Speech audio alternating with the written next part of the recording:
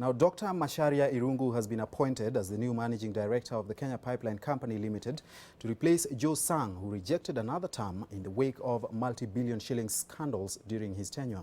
Until his appointment, Dr. Irungu served as the managing director of Gulf Africa Petroleum Corporation.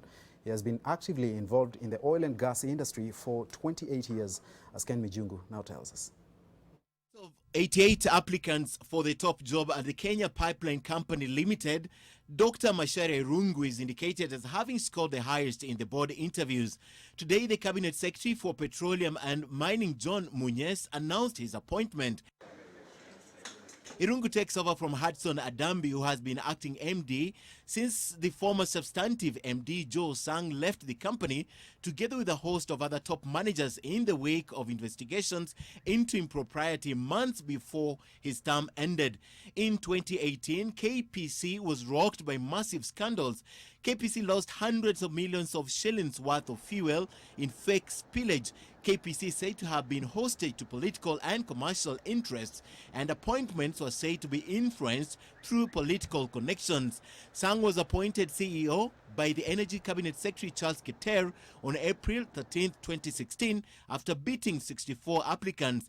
During the scandal, Sang was on record as having defended a Gilhouse-based company, Aero Dispenser Valves Limited. It was awarded 600 million shilling tender to supply aircraft refueling equipment for the Jomo Kenyatta International Airport by a previous MD, Charles Tanui, who was appointed by then Energy Cabinet Secretary Davis Chirchir. The company in question was said to have failed to file its return since November 2014, despite receiving contracts worth 647 million shillings.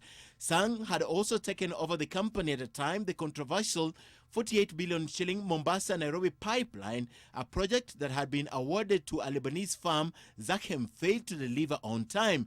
The 450-kilometer project cost the taxpayers more money when the company demanded an additional 11 billion shillings, prompting Parliament to intervene. But it was the missing 21 million litres of fuel that became his Waterloo, after insiders allegedly siphoned fuel and later attempted to conceal the theft by forging the numbers to reflect it was lost through spillage or vandalism. 10 oil marketers at the time protested this and demanded forensic audit. The board disowned Sang's explanation. His goose was cooked. He opted to leave ahead of his time, together with a number of other managers who were in the DCI's radar. Dr. Irungu's term commences immediately for 3 years, renewable in 2022. Ken Mijungu, NTV.